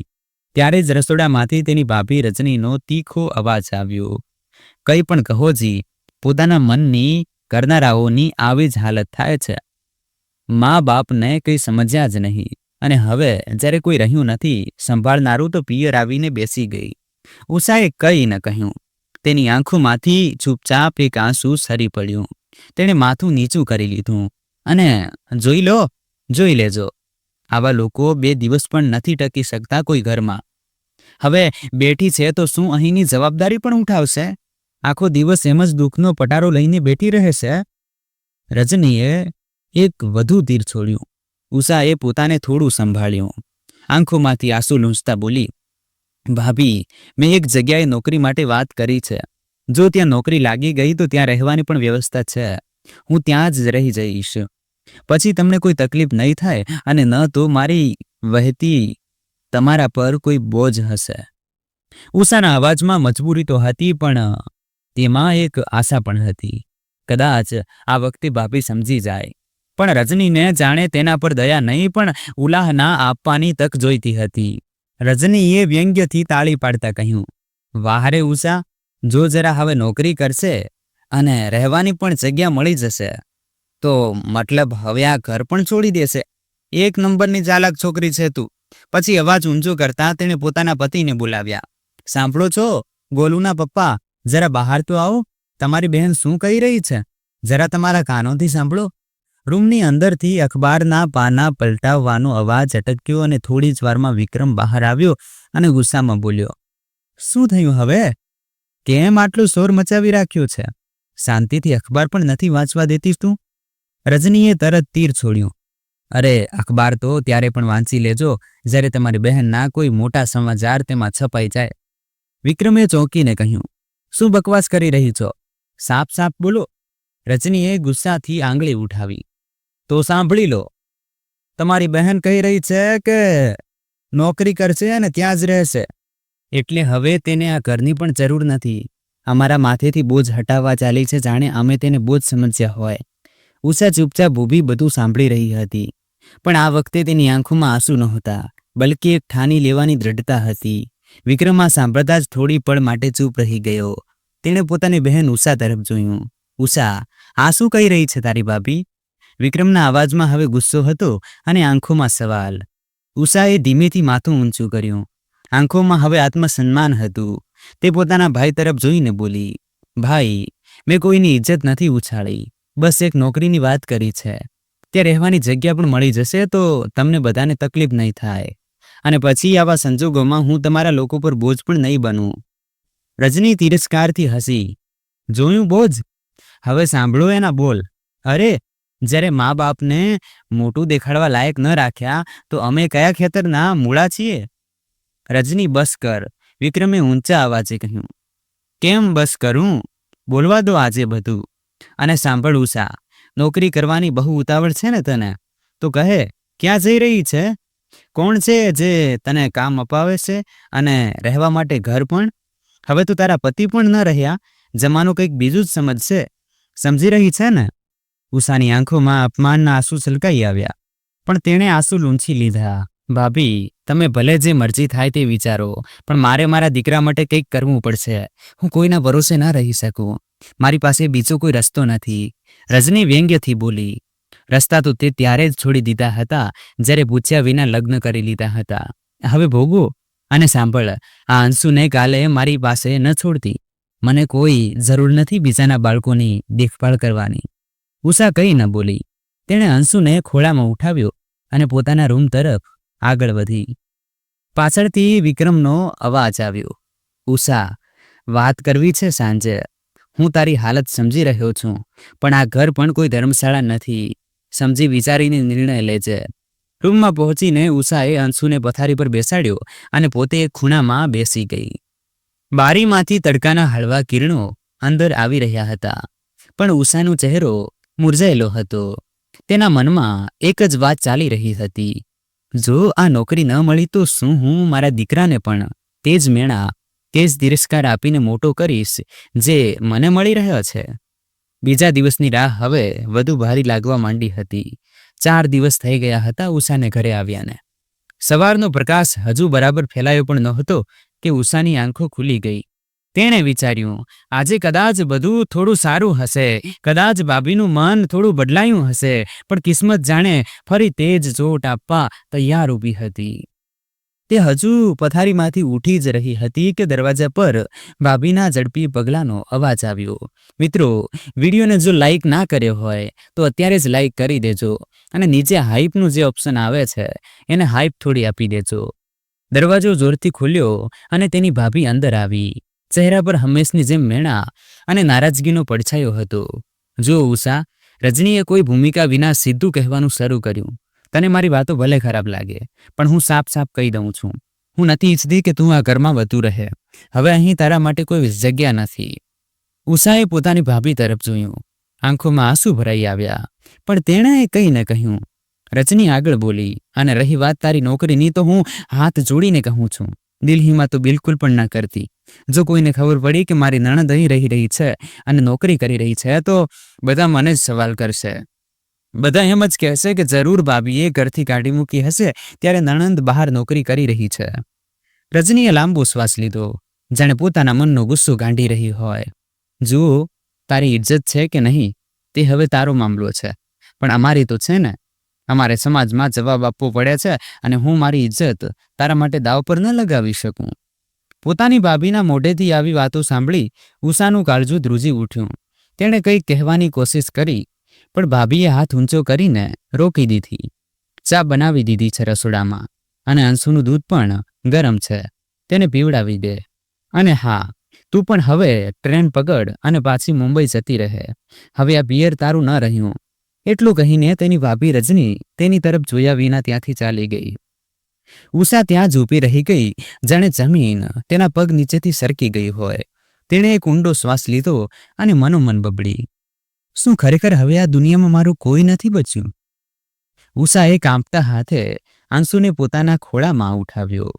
બાળક તેની છાતીથી ચોંટેલો હતો, જાણે જાણતો હોય કે હવે ફક્ત માં જ તેનો સંસાર છે.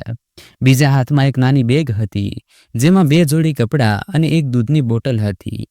તે પળ તેના જીવનનો સૌથી કઠિન હતો, પણ સૌથી સાચો પણ હતો, કારણ કે હવે તે કોઈ સંબંધની કેદી નહોતી, ફક્ત એક માં હતી.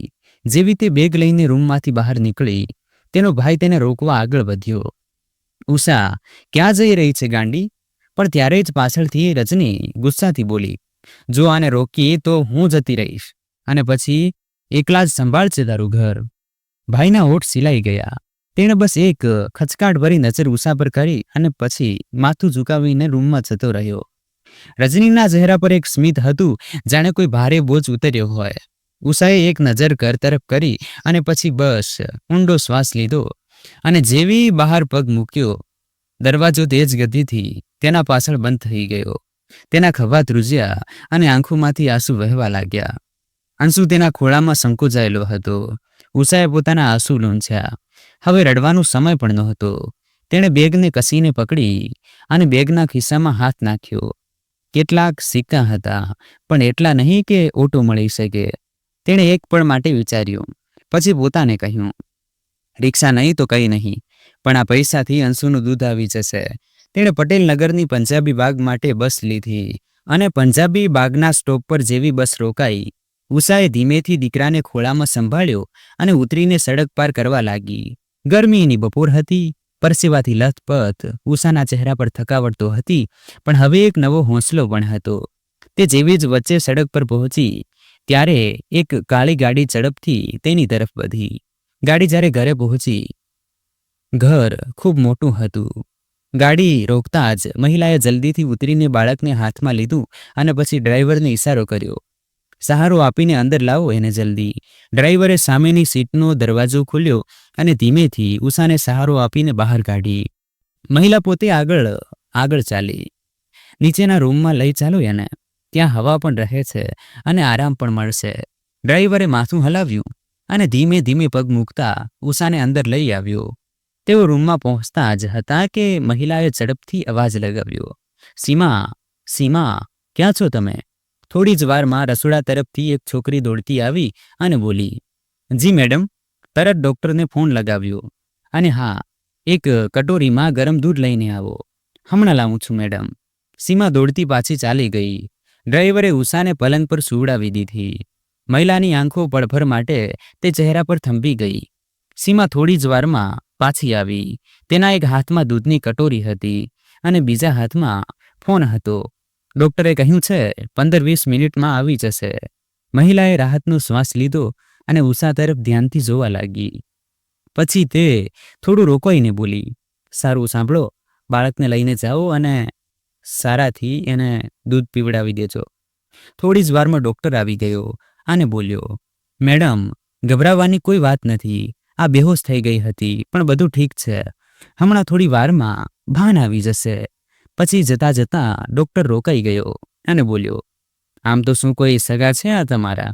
તે બોલી, નહીં, બસ મારી ગાડીની સામે એકદમ આવી ગઈ હતી. તે તો ભગવાનનું શુક્ર છે, એના બાળકને કંઈ નથી થયું. અને આ પણ.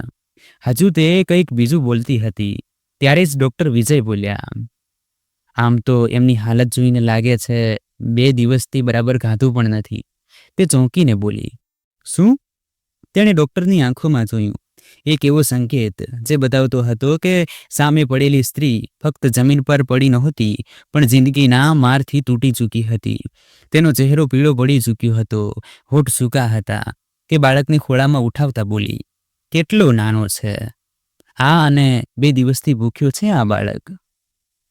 હે ભગવાન, કેવી માં હશે આજે, પોતે ભૂખી રહી પણ આ નાનકડાને પણ કંઈ ખવડાવી ના શકી. ડોક્ટર બોલ્યા, ક્યારેક ક્યારેક સંજોગો માણસને મજબૂર કરી દે છે.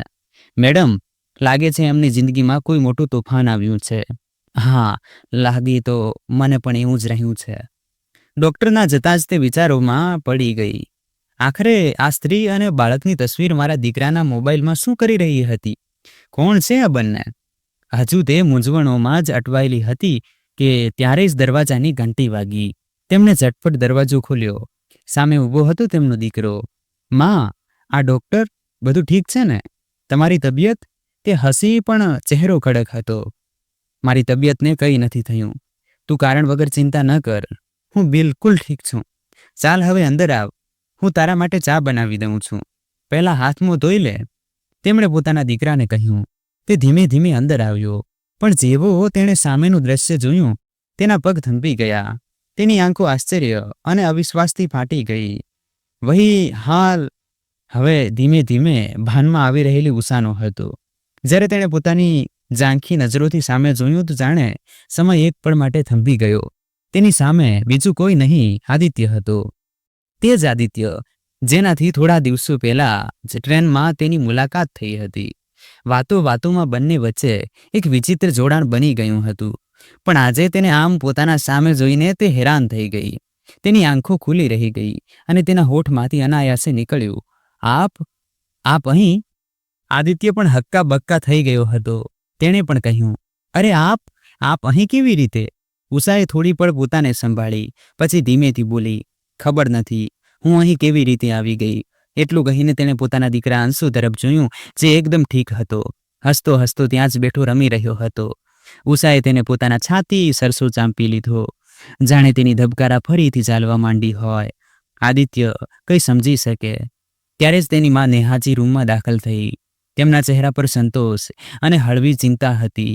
તેમણે પાસે આવીને પૂરી વાત વિસ્તારથી કહી અને પછી આદિત્ય અને ઉષા તરફ જોયું. તમે બંને એકબીજાને ઓળખો છો કે શું? બંનેની નજરો પળભર માટે ટકરાઈ અને આદિત્યએ ખચકાટ સાથે કહ્યું, હા, અમે ટ્રેનમાં મળ્યા હતા. નેહાજીએ ચૂપચાપ તેમની આંખોની ભાષા વાંચવાની કોશિશ કરી.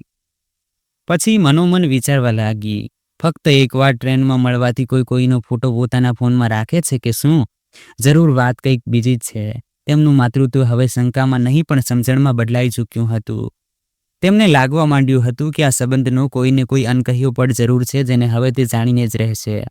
ત્યારે જ ઉષા ઊભી થવા લાગી. તેણે આદિત્ય અને નેહાજી તરફ જોઈને કહ્યું, તમારો મદદ બદલ ખૂબ ખૂબ આભાર.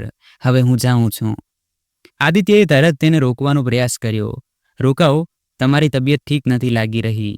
કૃપા કરીને કેટલાક દિવસ અહીં જ રોકાઈ જાઓ. ઉષાએ ના પાડવાનો પ્રયાસ કર્યો, પણ ત્યારે જ નેહાજીને ડૉક્ટરની વાત યાદ આવી. એમની હાલત નાજુક છે અને કદાચ તે 2 દિવસથી ભૂખી પણ છે. અને આ વાત ધ્યાનમાં આવતા જ નેહાજીએ પ્રેમથી કહ્યું, દીકરી, કેટલાક દિવસ અહીં જ રહી લે. જ્યાં સુધી સંપૂર્ણપણે ઠીક ન થઈ જાઓ ત્યાં સુધી ક્યાંય ન જવું. ઉષાએ ફરી એકવાર સંકોચથી મોં ફેરવવાનો પ્રયાસ કર્યો, પણ નેહાના અતુલ્ય સ્નેહ અને આદિત્યની નરમ નજરો સામે તેનો સંકોચ ધીમે ધીમે ઓગળવા લાગ્યો અને તે માની ગઈ. ઘરનું વાતાવરણ હવે એક વિચિત્ર મૂંઝવણ અને શાંતિની સ્થિતિમાં હતું. જાણે વર્ષો પહેલા છૂટી ગયેલો કોઈ છેડો આજે ફરીથી જોડાવાનો પ્રયાસ કરી રહ્યો હોય. ત્રણેય હવે ચા નાસ્તા માટે ટેબલ પર આવીને બેસી ચૂક્યા હતા. ઘરનું વાતાવરણ થોડું હળવું હતું, પણ દરેક ચહેરો હજુ પણ અંદર કંઈક શોધી રહ્યો હતો. સવાલ, જવાબ અને કદાચ રાહત. આદિત્યએ નજર મેળવતા પૂછ્યું, તમારી હાલત આવી રીતે કેવી રીતે થઈ ગઈ? તે દિવસે તો તમે તમારા પિયર જઈ રહ્યા હતા ને?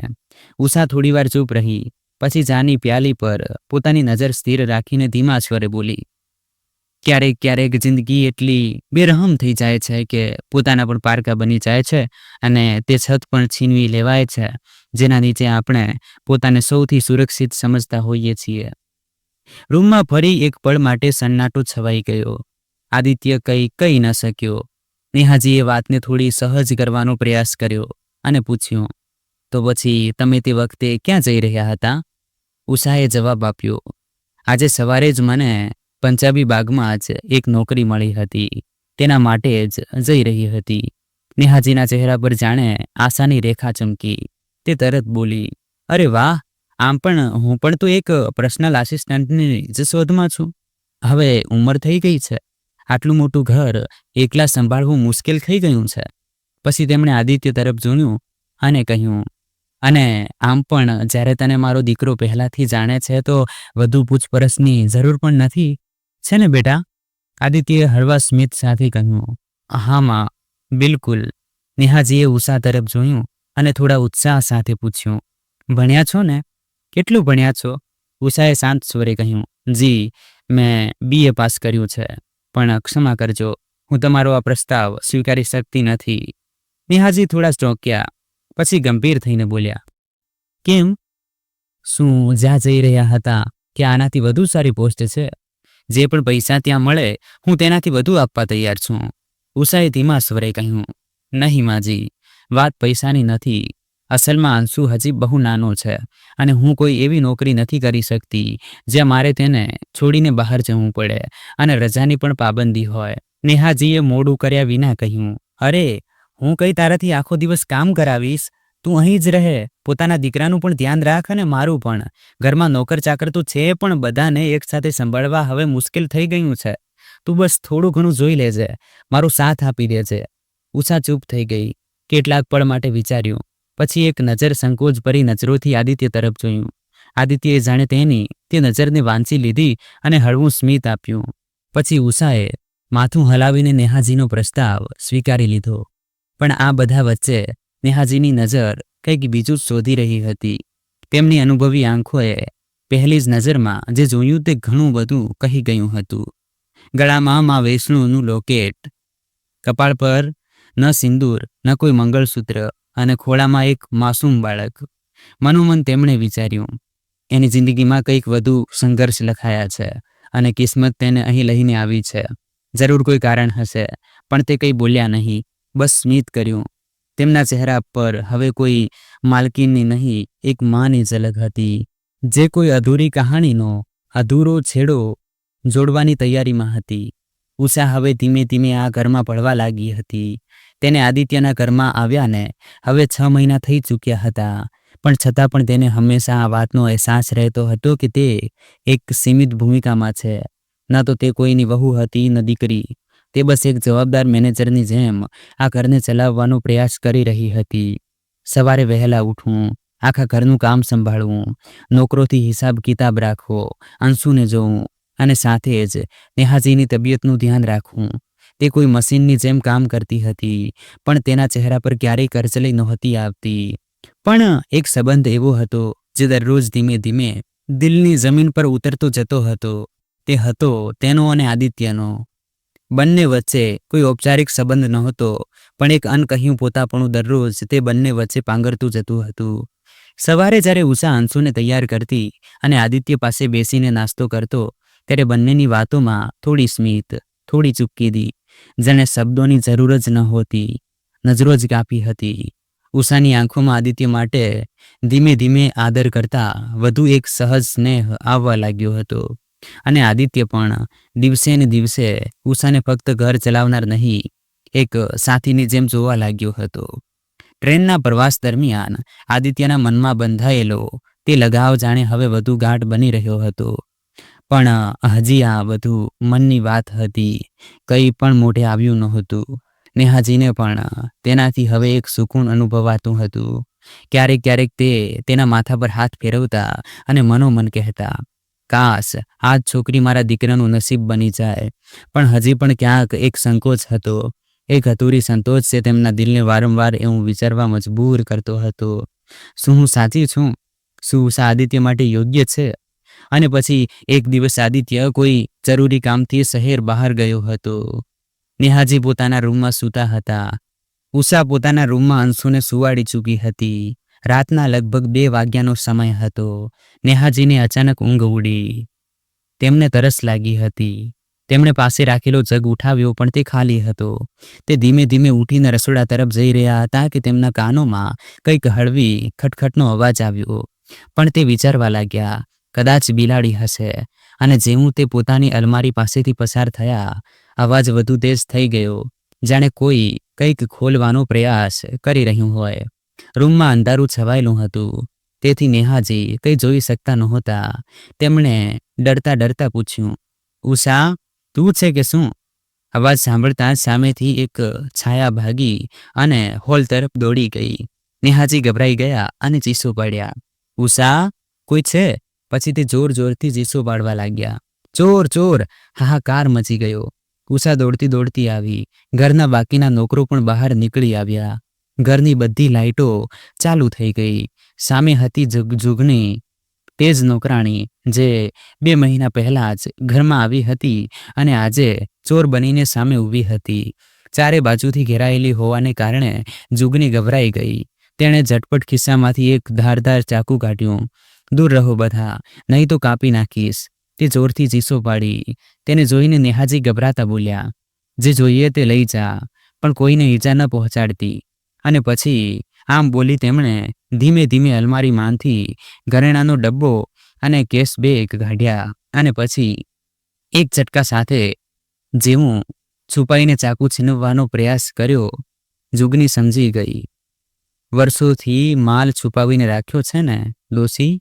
તે ગુસ્સે થઈ અને તે જ વખતે નેહાજી પર ચાકુથી સીધો વાર કર્યો.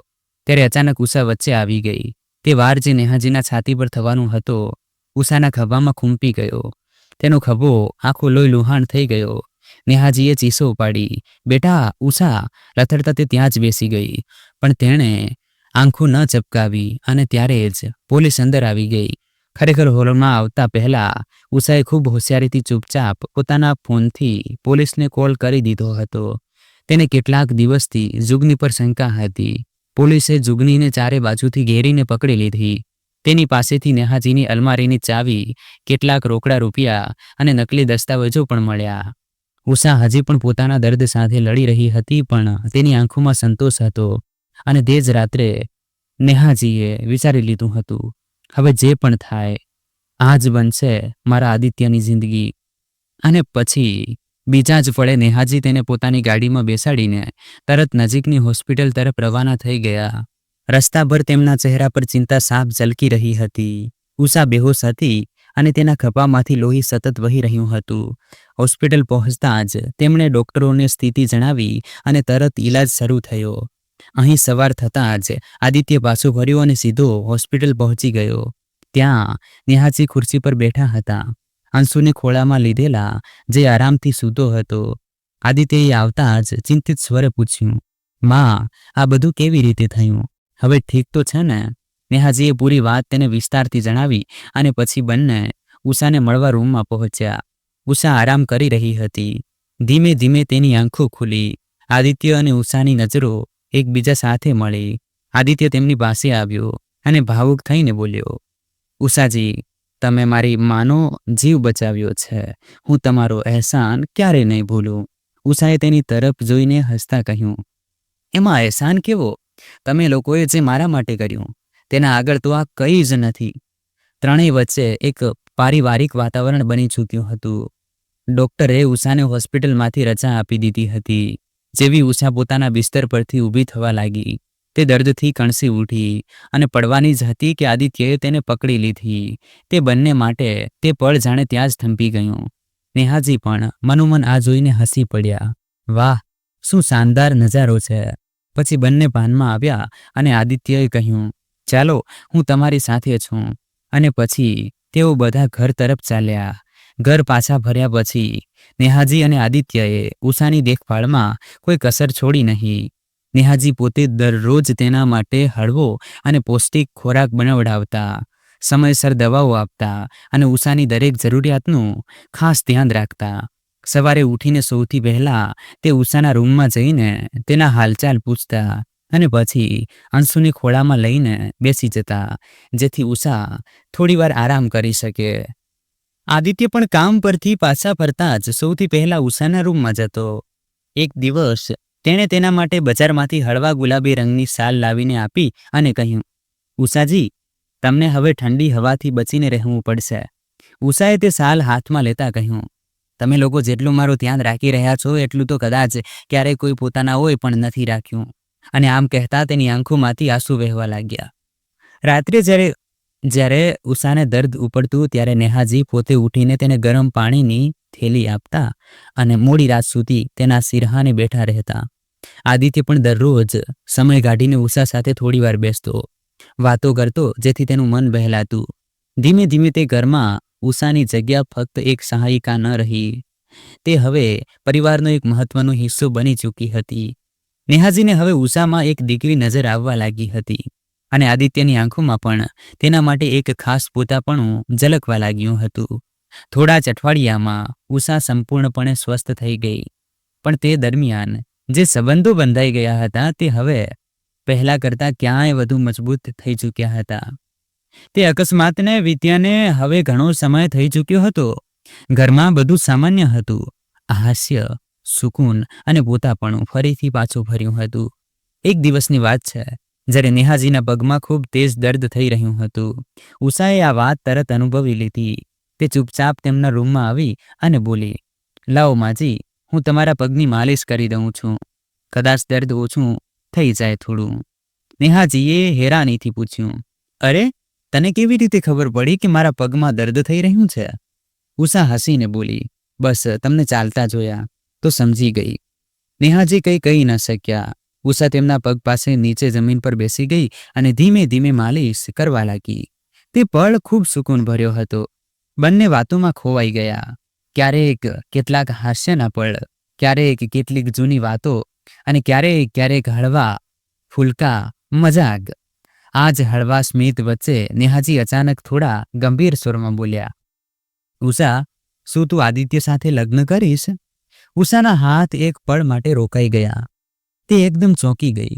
તેની આંખોમાં હેરાની સાપ ઝલકી રહી હતી. તેણે હળવેથી કહ્યું, શું માજી? પણ તેના પહેલા કે તે કંઈક બીજું બોલે, નેહાજીએ તેની વાત વચ્ચે જ કાપી દીધી અને હસતા હસતા બોલી, મને તો ખૂબ પસંદ છે અને મને આ પણ ખબર છે કે આદિત્ય પણ એ જ ઈચ્છે છે. તું કહે, કોઈ તકલીફ છે કે શું? ઉષા કંઈ બોલી જ ના શકી. તેના ચહેરા પર ઘણા ભાવ એકસાથે ઉભરી આવ્યા. આશ્ચર્ય, સંકોચ અને હળવી ગભરાટ. કેટલાક પળ સુધી ચૂપ રહ્યા પછી તેણે ફક્ત એટલું જ કહ્યું, માજી, હું પછી આવું છું. અને પછી તે જલ્દીથી ઉઠીને પોતાના રૂમ તરફ દોડી ગઈ. તેના દિલના ધબકારા તેજ હતા અને રૂમમાં પાછળ છૂટી ગયો એક સવાલ જે હવે ફક્ત જવાબ ઈચ્છતો હતો. ઉષા પોતાના રૂમમાં બેઠી વિચારી રહી હતી. અચાનક માજી આ શું કહી ગયા? અને આદિત્યજી પણ એ જ ઈચ્છે છે? તેનું મન બુરી રીતે ગૂંચવાયેલું હતું. ક્યાંક ને ક્યાંક તેના પણ દિલના કોઈ ખૂણામાં આદિત્ય માટે એક અહેસાસ હતો જે તે દિવસે ટ્રેનના પ્રવાસથી શરૂ થયો હતો. પણ આ અહેસાસ ક્યારેય એટલો ગાઢ નહોતો થયો કે તેને આ વિશે ખરેખર વિચારવું પડે. હવે તેને લાગવા માંડ્યું હતું કે તે વળાંક પર ઊભી છે જ્યાંથી એક નવો રસ્તો શરૂ થાય, પણ તે રસ્તો સરળ નહીં હોય. તેના મનમાં વારંવાર આ જ વાત ઘૂમી રહી હતી. લોકો શું કહેશે? આટલા મોટા અને પ્રતિષ્ઠિત ઘરનો દીકરો એક સામાન્ય છોકરી સાથે લગ્ન કરશે? એક એવી છોકરી જે આ ઘરમાં બસ એક નોકરાણી હતી.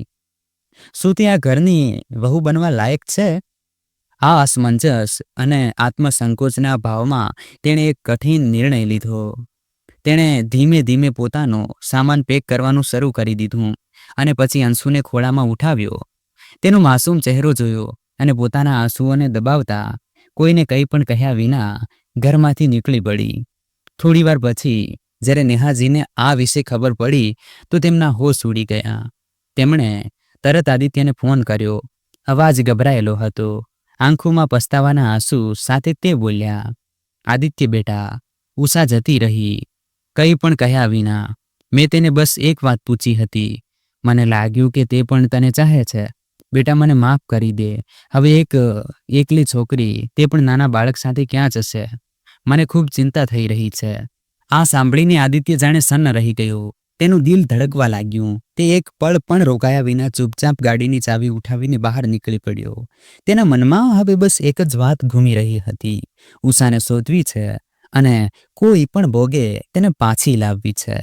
આદિત્ય રસ્તામાં ઉષાને શોધતો જઈ રહ્યો હતો. દરેક રિક્ષા અને ઓટોમાં નજર ફેરવતો. તેના મનની ગભરાહટ વધુ વધી રહી હતી.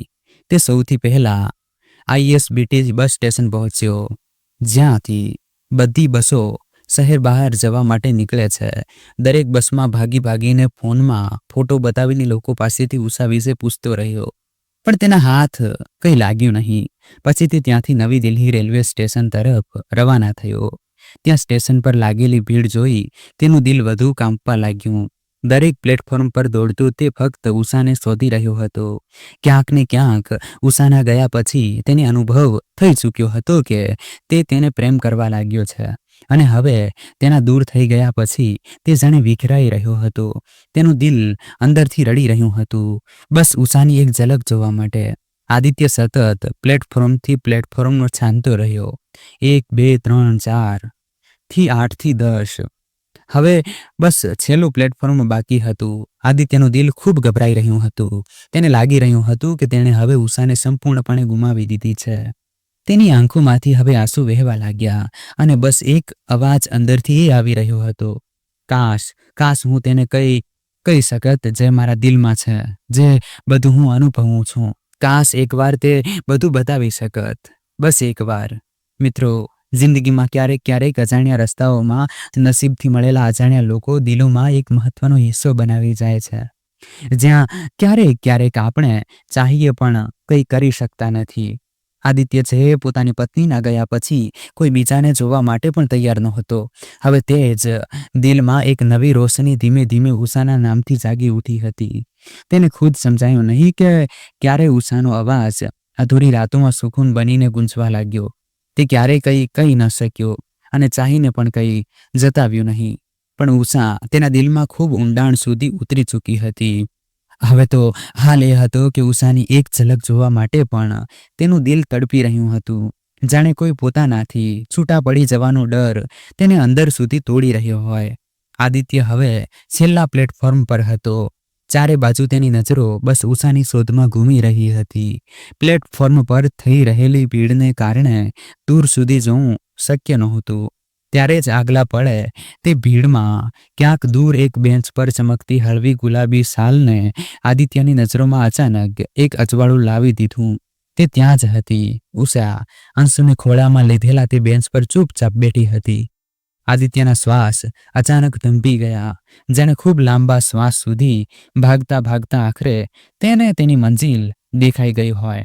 તે ચૂપચાપ તે બેન્ચ તરફ વધ્યો અને જઈને ઉષા પાસે જ બેસી ગયો. ઉષા આદિત્યની હાજરીથી સંપૂર્ણપણે વાકેફ હતી, પણ કંઈ બોલી નહીં. આદિત્ય પણ ચૂપ હતો. થોડી પળો એમ જ વીતી. પછી અચાનક બંને એક સાથે બોલ્યા, આઈ એમ સોરી. અને આ સાંભળીને બંને રોકાઈ ગયા. ઉષાએ ધીમેથી કહ્યું, મને માફ કરી દેજો, હું કહ્યા વિના આમ ચાલી આવી. માજીને ખૂબ ખરાબ લાગ્યું હશે. આદિત્યએ શાંત સ્વરે કહ્યું, તમે ઘર પાછા આવી જાઓ. માનું તે મતલબ નહોતો. જેવો આદિત્ય કંઈક બીજું કહેવાનું જ હતો, ઉષા વચ્ચે બોલી પડી, હું જાણું છું તમે અને માજીએ પોતાના ઘરમાં રાખીને મને એટલો પ્રેમ આપ્યો જે મેં ક્યારેય વિચાર્યો પણ નહોતો. આદિત્યએ ભાવુક થઈને પૂછ્યું, તો પછી તમે આમ અચાનક કેમ ચાલી આવ્યા? ઉષાની આંખોમાં નમી હતી. તે થોડી પળ શાંત રહી. પછી ધીમેથી બોલી, ક્યારેક જે સંબંધ દિલથી હોય છે તેને દુનિયા સમજી નથી શકતી. મને ડર હતો કે લોકો શું કહેશે.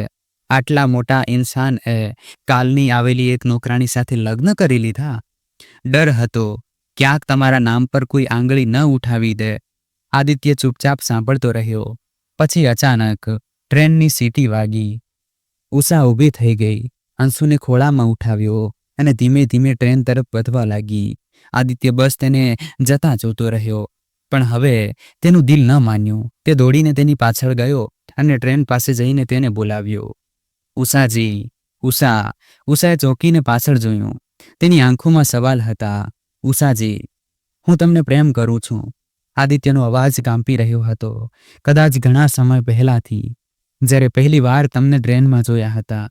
તમે જે રીતે માનો જીવ બચાવ્યો, જે રીતે આ ઘરને સંભાળ્યું. હું તમને ફક્ત પસંદ નથી કરતો, હું તમને મારા જીવનનો હિસ્સો બનાવવા માંગુ છું. ઉષાની આંખો ભરાઈ આવી. તે થોડી પળ ચૂપ રહી, પછી ધીમા પગલે પાછી આદિત્ય તરફ આવી. અને જો હું કહું કે હું પણ તમને પ્રેમ કરું છું? તેનો અવાજ કાંપી રહ્યો હતો, પણ તેમાં સચ્ચાઈ હતી. ઉષાને મોડું થયું હોય તો ભલે, પણ ઘરેથી નીકળ્યાના થોડા જ સમયમાં તેને એ અહેસાસ થઈ ગયો હતો કે ક્યાંક ને ક્યાંક તે પણ આદિત્યને ચાહવા લાગી છે. બસ આ વાત સ્વીકારી શકતી નહોતી. પણ આદિત્યના પ્રેમની અભિવ્યક્તિએ તેના દિલમાં ફસાયેલી બધી મૂંઝવણોને જાણે એક પળમાં ખતમ કરી દીધી. અંશુ ઊંઘમાં જ હસ્યો અને તે જ પળે ટ્રેન ફરીથી સીટી વગાડીને ચાલી પડી. પણ આ વખતે કોઈ ચડ્યું નહીં. નેહાજી થોડી જ વારમાં સ્ટેશન પર પહોંચ્યા. દૂરથી જોયું, આદિત્ય અને ઉષા સામસામે ઊભા હતા. નેહાજીની આંખોમાં સુકૂન હતું. તેમણે ધીમેથી કહ્યું, સંબંધો લોહીથી નહીં, દિલથી બને છે. અંશુ, ઉષા અને આદિત્ય હવે એક નવા જીવનની શરૂઆત કરવા જઈ રહ્યા હતા, એક સાચા પરિવારની જેમ. મિત્રો, જીવનના માર્ગે ક્યારેક ક્યારેક અજાણ્યા પણ તે સુકૂન આપી જાય છે જે પોતાના પણ નથી આપી શકતા. ઉષા અને આદિત્યની વાર્તા ફક્ત પ્રેમની નહીં, પણ સન્માન, સ્વીકૃતિ અને નવી આશાઓની પણ છે, જે સમાજના બંધારણથી પર જઈને કોઈના જીવનને રોશન કરે છે. ક્યારેક ક્યારેક એક નવી શરૂઆતની જરૂર હોય છે, અને તે ત્યારે શક્ય બને છે જ્યારે દિલમાં સચ્ચાઈ હોય. તમને આ વાર્તા કેવી લાગી? જો સારી લાગી હોય તો વિડીયોને લાઈક કરો અને ચેનલને સબસ્ક્રાઈબ જરૂર કરો. મળીએ આવી જ એક બીજી રસપ્રદ વાર્તામાં. ત્યાં સુધી પોતાનું અને પોતાના પ્રિયજનોનું ધ્યાન રાખો. ધન્યવાદ.